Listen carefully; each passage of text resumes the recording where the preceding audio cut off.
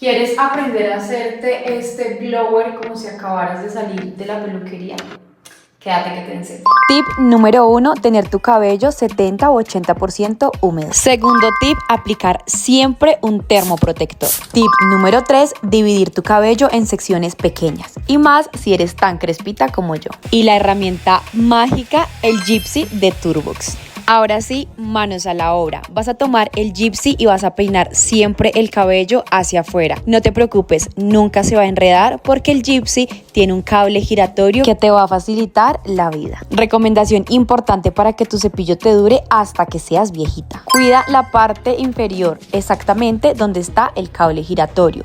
No lo tapes, no lo obstruyas y mucho menos lo vayas a golpear. Así vas a conseguir un cepillo que te va a durar toda la eternidad.